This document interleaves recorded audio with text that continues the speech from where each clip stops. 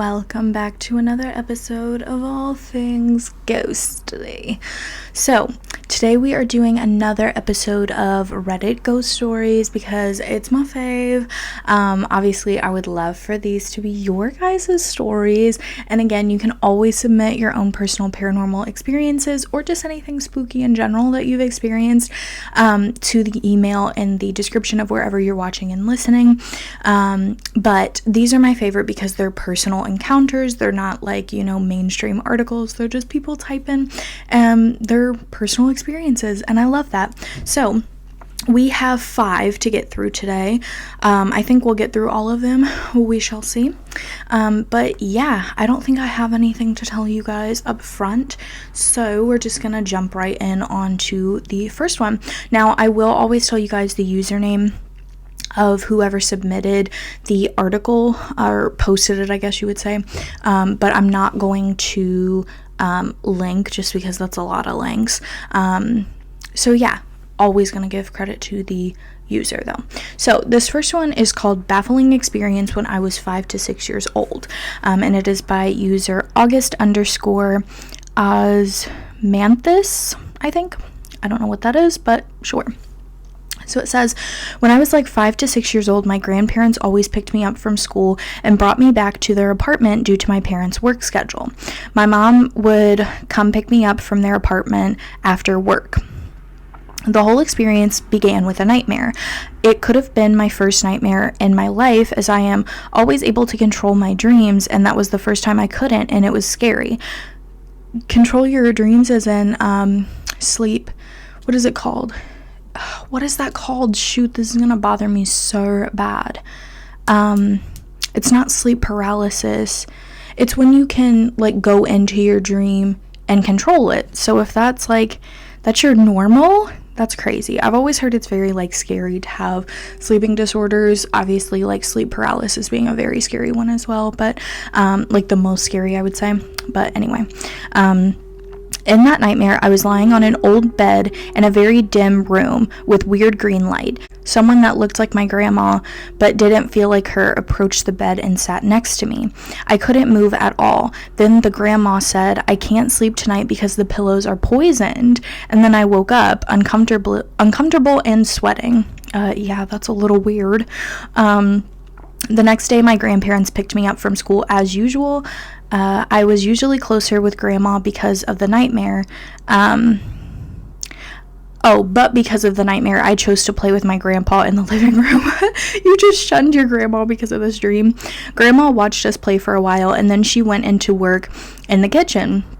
The kitchen is at the end of a narrow, long corridor, so I couldn't see her, but I hear the on and off running water in the sink and the clanging of pots and plates.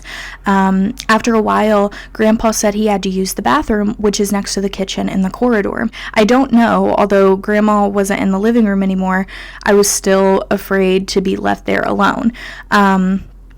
So I begged Grandpa to let me follow him into the bathroom, which of course he refused. Yeah, I probably would too, to be fair.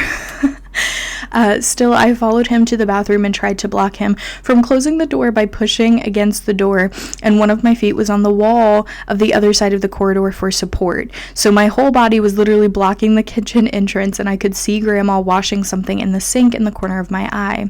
She was actually just 3 steps away from me. After a while of back and forth in the door battle with me, Grandpa got annoyed and kind of shouted, "I don't understand what you're scared of. Grandma is in the living room. You won't be left alone." I was so baffled at that point, I let go of the door. Grandpa closed it. I was scared of Grandma, who's just steps away from me, so I retreated back to the living room, which she was indeed folding laundry on the couch. I ran into their bedroom and wrapped myself under the duvet until my mom came to pick me up. What confused me is, why did Grandpa say Grandma was in the living room when it was just the 2 of us playing there right before he had to use the bathroom? It's a small room. I couldn't possibly ignore another human there. I will try to include a layout of the apartment later, which he actually did. Wow. My thing though, wait, hold on. So when you said that your grandma went to go work in the kitchen, She never got up? Oh my gosh, that's so weird. He saw a grandma twin or a twin ghosty. Who knows? Definitely very scary though. And again, this is a 5 or 6-year-old. So yeah, definitely that would creep me the hell out too. So the next one is by user Blood Seto, S-E-T-O, and it is entitled, I think my aunt drew in some crazy stuff to her house. Uh-oh. So, I have COVID again, and I'm bored, so I've decided to share a few instances of my creepiest experiences to keep me entertained. Here's one of them from 10 years ago. Cool. Sorry about your COVID. I'm sure that's probably gone now, because this was posted 21 days ago, but sorry about your COVID. Anyway, I rented a room for my aunt on 2 different occasions. She has her own house and it's just her and a bunch of dogs. She used to be a professional breeder, German Shepherds. Cutesies. We get along great and just hang out and talk a lot of the times. She's a Wiccan and I have an avid fascination with the occult. When I was about 20, I moved into the spare bedroom. She crated up a couple of her dogs in her bedroom upstairs because certain dogs couldn't be alone with others, so she could go out and grab a drink with her boyfriend. I decided I was going to start unpacking, set up my computer, etc. As I was sitting in my room at the end of the hall, directly under my aunt's room, from down the hall and off the loft, I hear a low rumbling growling noise. I go up to check, and it's one of her dogs, low to the ground and staring out of the door, intensely growling. I had never seen her do this before. She perked up when I came around the corner and seemed relieved to see me. I gave her pets, like petting, to calm her down and went back downstairs. I don't know why for a second there I thought you meant I gave her pets, like to eat. I don't know. Anyway, I'm crazy. Then she started doing it again. After the 3rd time, I decided I would just ignore it for a bit. Then she started barking like crazy. So again, I run upstairs, calm her down, go back downstairs. Well, after a few times of low growling, then barking, eventually letting her out of the cage and hanging out with her a bit, I give up. It's been about an hour like this. About the amount of time my aunt's been gone. Finally, I'm like, whatever, I'm just gonna let her growl and bark. I've searched around the house and property at this point in case of intruders, nothing. So I'm setting up my computer, ignoring her increasing aggressiveness. It's then that I think I hear 2 men talking up in the loft. It's faint, but dramatic enough for me to once again go check. The voices fade as I come to the end of the hall and pass under the loft. I go up and check anyways. Calm down the dog, nothing. Her father in the crate next to her is also staring intensely out of the room onto the loft, but he's been completely quiet. This is uncharacteristic for him as well. He's usually the loud one. This happens again. The more I try to ignore it, the more I'm thinking there must be a radio on somewhere. This didn't make a lot of sense, as we rarely had devices on unless we were using them, which was uncommon. Sure enough, after searching the house top to bottom again, nothing. Finally, I'm frustrated. I go back to setting up my computer and unpacking, dead set I would ignore all noises. Must be in my head or something, I don't know. She's just upset because she's wondering where her person is or something. Trying to write everything off to something explainable, I continue. The conversation faded back in again. I swear I can almost make out the words now, so I listened. Then, from directly in my open doorway, mere feet away around the corner, I hear what sounds like a child saying hello. I spring up, grab my firearm, and clear the freaking house and property like a one-man SWAT team. Voices fade out as I exit the room. Again, nothing. I let the dog out of the crate and go sit down at the kitchen table to have a beer and wait for my aunt to return. The dog sat close at my feet the whole time. I hear faint voices from time to time over the next half hour. My aunt gets home and she asks why she's out of her crate, and I told her everything. She aggressively yells, "Knock it off," and has a seat. Oh, like just open or at the dog? Because I was gonna say, you do not need to yell like that if it's at the dog, but if it's just like down the hallway, probably would do the same. Apparently she had been experiencing, so she was yelling like down the hallway. Apparently, she had been experiencing things like this for months whenever she is in the house alone and never thought to mention it. Our family has a sensitivity to this stuff, but I guess she assumed that only applied to the women in the family. It's something I've had for a long time, but until that moment, she was adamant that because I'm a guy, I'm not as sensitive to these things as her and her sisters. Also, my grandmother and her mother, and further back potentially. I disagree with that altogether. I think that, it takes a certain type of energy and a certain type of person to be open and actually have that open-mindedness to be sensitive to it. Yes, I think some people are just born with natural abilities to be empathetic and get in touch with paranormal stuff, but I do think that anybody can do it. You just have to have the right aura and mindset about you. She then informed me if I hear knocking at the front door to check as opposed to just saying come in. Wait, what? Oh, right. Apparently something had been trying to trick her into inviting it in as well. Yikes. I never say to just come in when there's a knock at my door. That's why I was confused at first. I was like, I've obviously heard of people doing that, but I don't know. I feel like that's just crazy to me because that's how people die. Anyway, I think she might have played with something she shouldn't have out of ignorance, something I have plenty of experience with now, but back then it really freaked me out. I know more about all this stuff now and have had other experiences throughout my life, both before and after this event, and this is one of the first ones that really convinced me that our world around us is much stranger than it seems at times. I'll share a couple more of these stories as my sickness and boredom progress. I only really have 2 other big ones. I will be searching for these because this was a good story. And again, I will just say, I've said it before, but children and pets seem to be ultra sensitive to the paranormal. Their base is just instinct. It's, it's nothing of this like, oh, it's just coincidence. Oh, let's explain it away. Everything is just instinctual. So I feel like, again, that's why we see them acting weird. And I will say, I have cats. I also have a dog, but more so with my cats, I see them looking at stuff very weirdly, and it always used to creep me out, especially when I was younger. But it's so true that they obviously see things that we don't, because if they're just staring in a direction where nothing is happening, there's nothing new there, nothing is moving, nobody's standing there, then they're obviously seeing something that you can't. They're not just looking at the blank wall as if there's something there. So I don't doubt this for a minute. This is absolutely insane, and I would be shiting my pants if this would happen. Now, obviously, I think he said he was 20. Yeah, so I know that you didn't want to leave the house because of the dogs, but I would literally be like, oh my God, I have to get out of here. I would take all the dogs with me. Probably not. I probably wouldn't be able to, but you know what I mean. I would be wanting to escape that house immediately.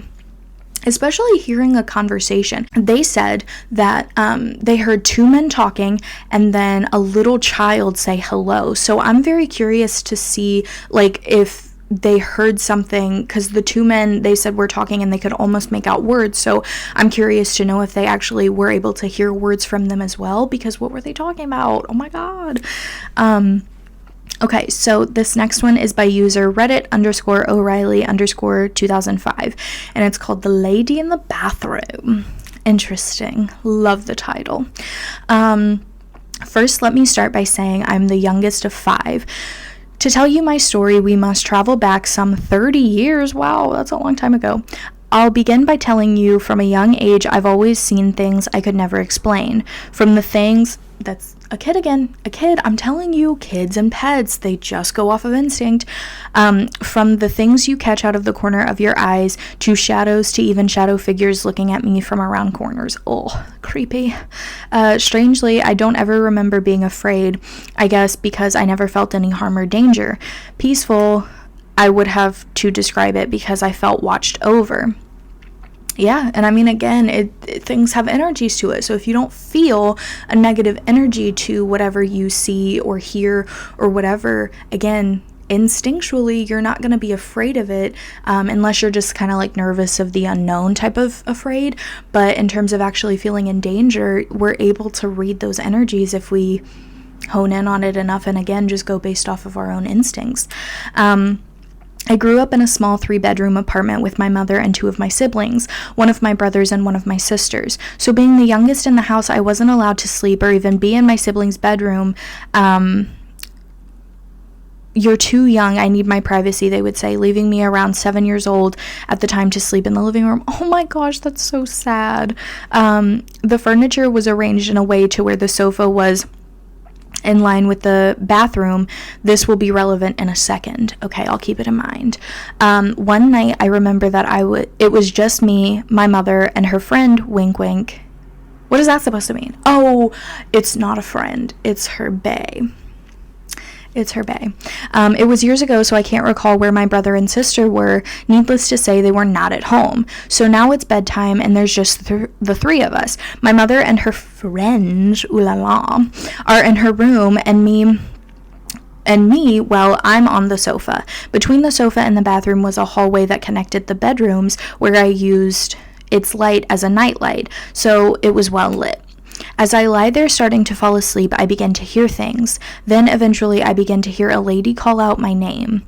The first time or two, I paid no mind. How? How did you pay no mind to that? That is your name. But after, you know what though, I will say a lot of people say just deny, deny, deny, and that's how you keep yourself sane when these things happen. But after I heard it a few more times, I began to get butterflies in my stomach. At first, I begin to just look in the living room, to which I have a full view of from where I'm laying. I see nothing. But when she calls out one more time, I realize where the voice is coming from. It's coming from the bathroom. In the bathroom's doorway is where she stood, a lady in all white. It's always the lady in white. Like, why do they not wear any other colors? Come on now, get some fashion sense to you. She was faceless, with a bright golden light surrounding her, as she seemed to just be floating there while her white dress moved as if it was being blown by a slight breeze. There she was, her arms reaching out, calling out my name in a soft and pleasant voice. So again, maybe this is like an angel type of thing, if she's floating, but, ghosts float and not walk. I don't know. Maybe. Some people say yes, some people say no. Let me see, where was I at? Oh, as a child, it frightened the hell out of me, leading me to scream at the top of my lungs, and once I realized what was happening, by the time my mother ran out to see what was wrong, she was gone. I never saw her again after that, but occasionally I do hear the voice call out my name. Wow. And again, it might be that you can't see her anymore because you're no longer that kid that just goes based off of instinct. You're maybe be open to seeing her again, and you might be able to. Now, again, I've always said that I don't want to have communication with ghosts in my own home. Outside of my home, completely open to it, but when it comes to actually dealing with the spirits in my own home, I've only ever once acknowledged, which was the whole tapping on the attic door situation. If you guys have watched my other episodes, which I told you it ended up being like this little ghost figurine, but it's still weird that it was only happening at night and it would only happen at that very specific time through the night, and then it would just go for a couple of minutes and then completely stop, never to be heard again during the day. So again, I only one time acknowledged her to say, like, stop tapping on my attic door, because it was keeping me from sleeping, and I am not good when I don't have sleep. But again, it may or may not have been her, but I do not want to acknowledge the ghosts in my home because it's more so just creepy. As long as there's not like any sort of negative feeling or any sort of like I'm feeling in danger or put in harm's way, then they can definitely coexist with me. But I definitely don't want to like have them openly communicate with me all of the time. Just kind of stay in your realm, I'll stay in mine type of thing. In the home, at least. Okay, so this next one is called, it's called Non-Believer, but had stuff happen I can't explain, and the username is Universe4087. It says, and this is a little bit of a shorter one. So, I'll say I'm a non-believer in all things spiritual, demons, ghosts, God, etc., etc. I'm 24 now. The events I'm going to describe were when I was around my teenage years, like 15 to 18, when still living with my parents. So the first thing was, I'm not sure if this is paranormal related or not, but I woke up with scratches a lot. Yeah. I'm going to assume that, unless you had like something in your bed that was scratching you, not like little scrapes or anything from just everyday activity, like deep, long scratches that looked almost like claw marks, usually in sets of 3 or 4. They were all over my body in random places. When I asked my parents about them, they just said, "Oh, you're probably scratching yourself in your sleep or something, don't worry about it." But I kept my nails trim and couldn't replicate them while awake. Well, then, yes, it's paranormal, obviously. It's out of the normal of what would happen. They continued appearing until I moved out of the upstairs bedroom into the now finished basement. The second event also is in the same bedroom. I was 16, I think. I was having trouble sleeping one night. I regularly and still do have some minor sleeping problems, but most nights I slept with my door closed. For whatever reason, I left it open that night. I sleep with my door closed too. I don't like it open. I feel vulnerable. Must have just forgot to close it or something. Anyway, I'm tossing and turning. I look at my phone and it's like 3:45 a.m. I'm like, shit, I gotta be up for school soon. So I roll over in bed, about to go to the bathroom, and I look at my door, and there was a white figure, almost looked like a man with no face, wearing some kind of overcoat, leaning in my door, just staring at me. It scared the hell out of me. I rolled back over and kept my head under the covers, checking every so often. It was still there, just staring at me. Eventually, I passed out and my alarm clock woke me up for school, and it was gone in the morning. Anyway, those were my experiences. Sorry for the long post, just figured I'd get some thoughts and opinions. I chalk up the second encounter to lack of sleep, but the scratches I can't explain. So obviously it's completely possible that seeing the white man figure was loss of sleep, like lack of sleep, but I will say that I don't know. Again, I'm just kind of one to not like question and try to over explain the things that I see, because they're there for a reason. And you know that thing that always says that you can't dream of a face you've never seen?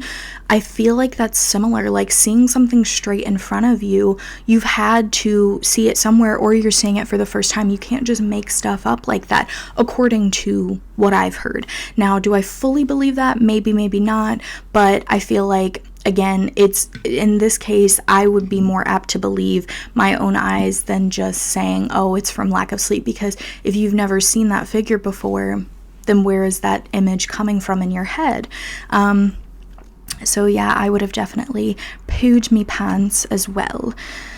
All right, so we have one last one here, and it is called sleep paralysis forced out of my body, maybe astral projecting. And it is by user accomplished_bus_255. Hey, I would like to first preface this by saying I'm a skeptic of these things and do not consider myself spiritual in the sense of having any form of abilities. I am looking for advice from anyone with similar experience or knowledge on this. I have quite a few experiences with sleep paralysis starting when I was around 14. At the time, there were other disturbing paranormal experiences happening in my home around me specifically. These dreams vary, but the common occurrence is I am out of my body and can see my physical body asleep in bed, but I am either being held back or being dragged away from my physical body when all I'm trying to do is get back to my body. This always has a dark and evil feeling to it, but I have never seen anything else there. This has been recurring periodically since I was 14, normally when I am in a very weak emotional or psychological state. I am now 26. Lately, I have been experiencing similar things, but slightly different. The best way I can describe it is it's like I'm lucid dreaming. That's what it's called just a second ago, where you can like control your dreams. Lucid dreaming. Thank you to this other article for randomly including that. Or rather for me randomly picking it. I am lucid dreaming, but not really. I don't have control over the dream and what I'm doing, but it's like I'm conscious and I know I'm dreaming. And I know it's a bad dream that has the same feeling as my sleep paralysis experiences. I know I need to wake up and feel like I am in danger. I try hard to wake up, and after persisting, usually can force myself to wake up and try to scream. For this next part, I should include my stepmom considers herself a spiritual person, and when I had the first experience, she taught me how to protect myself, praying using a certain phrase, asking for protection, and imagining a white light around myself. I'm skeptical of this working, but it gives me peace of mind, so I use it. Last night, I had a dream. And like I described, I could tell I was dreaming. The dream wasn't anything too bad or good. It was just random, but it had a dark and evil feeling to it. I knew I needed to wake up. I tried hard to wake up and couldn't. While still asleep, I started saying my protection prayer and imagining my white light encasing myself. When I started my protection prayer, I felt something I have never experienced. That felt like something pulling out of my body to the left of me. This scared me so badly I tried to move in the opposite direction, and I wasn't dreaming anymore. I was in my room, in my bed. I tried to get out of bed to the right of me, but could not move properly. I kind of just started to roll out of my bed and scream. This is when I woke up completely laying flat in bed. These experiences terrify me and make me feel like I am very vulnerable and under attack. Has anyone experienced anything similar? Wow. Well, that last bit, feeling your body being pulled to the left, but actually waking up and it's still happening, that is definitely something. That's not just you dreaming something. That is very, very physical. And from what I understand, I'm going to do a whole episode on the different types of spirits and hauntings and ghosts and stuff. But from what I understand, poltergeist activity is physical stuff. And again, don't attack me here if I'm getting this kind of wrong, but it takes a certain type of energy to be able to physically move somebody like that. I'm gonna read this comment really quick under this because it looks like another experience with this. It's a comment under this post, and it's by available-leg-6171. I had several experiences with sleep paralysis during a particularly difficult period. I was also weak from a recent operation. A week after I flew to Europe, still in a very weakened state, I stayed with friends of a friend who lived in a medieval nunnery from the 11th century. The area was a very rural part of France. That night, as I was falling asleep, I felt my body start to levitate. It terrified me as I felt certain if I left my body, I wouldn't return. Oh my gosh. A white pulsing light was on the ceiling above me. My body levitated toward the light. I tried to move my body to stop the levitation, but was unable to move or make a sound. It was awful. After struggling to move and make any sound possible while fighting against the pull of the white pulsating light on my body, my friend woke up and touched me. As soon as I was touched, my body snapped back and I was finally able to move and speak. We went back to the city where we were living and I thought it was all over.